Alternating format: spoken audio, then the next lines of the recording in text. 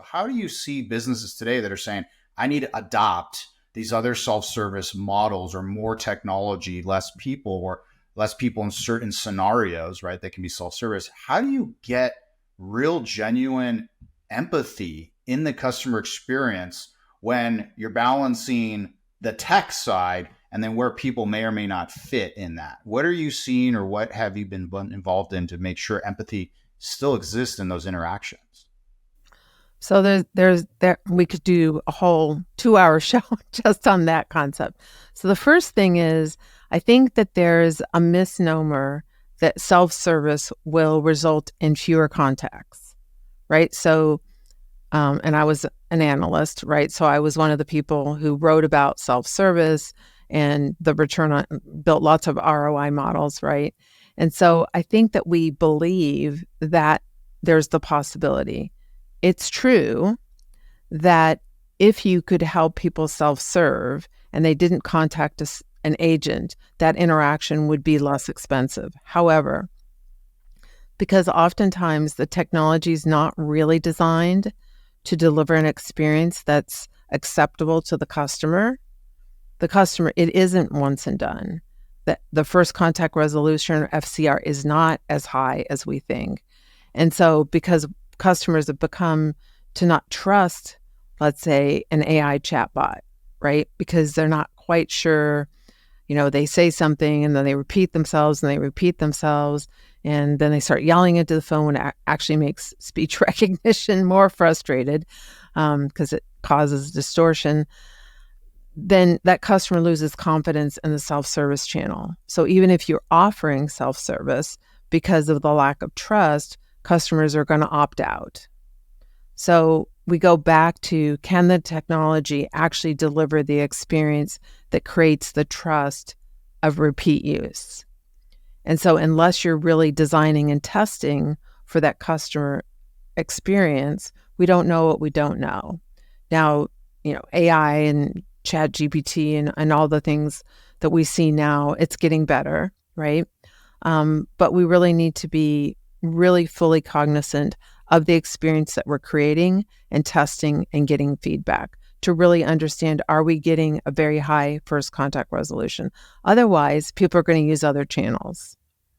And so it's going to really cost you more. So we have to be really careful. And again, this is one of those situations where you have to slow down to go fast, which is using some design thinking to truly understand, can the technology deliver? And if you're looking at a vendor and you're trying to decide between a couple of vendors and you put out an RFP, I would, at the same time, RFPs, you've got to do that as part of a procurement process, but I would also say set up a sandbox and try to figure out, do some test cases and see if that technology can actually deliver the experience that you're looking for.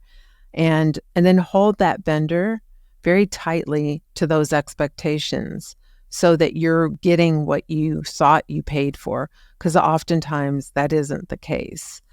And then I think that we also have to figure out that sometimes people just want to talk to people.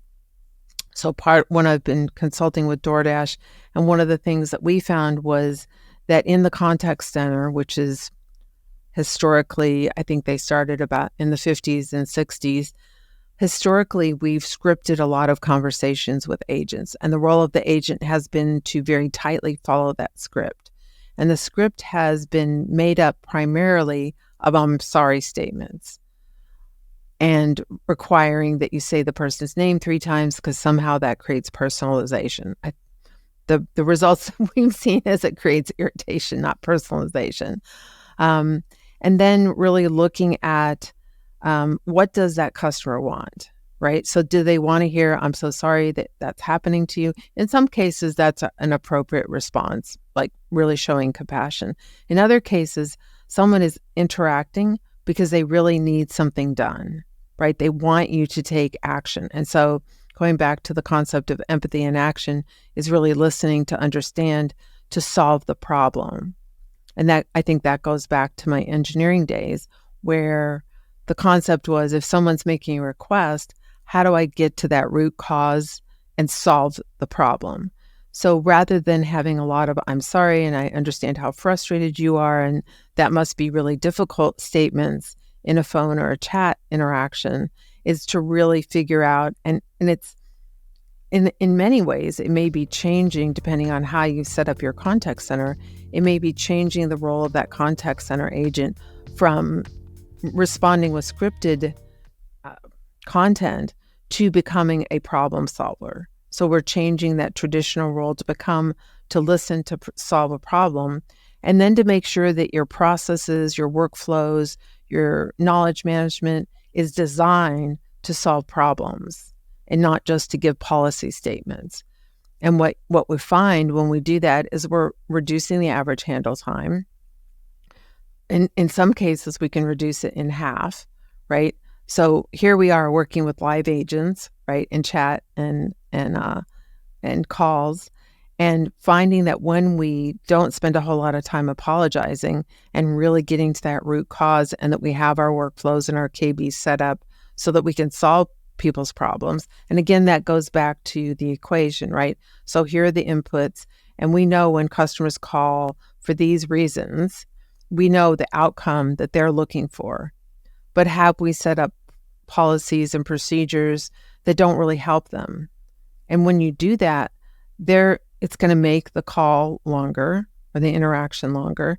It's going to make them call back because maybe they're doing agent phishing, which is, you just keep calling till you wear down an agent, or you keep calling till you find an agent that will give you what you're looking for, right?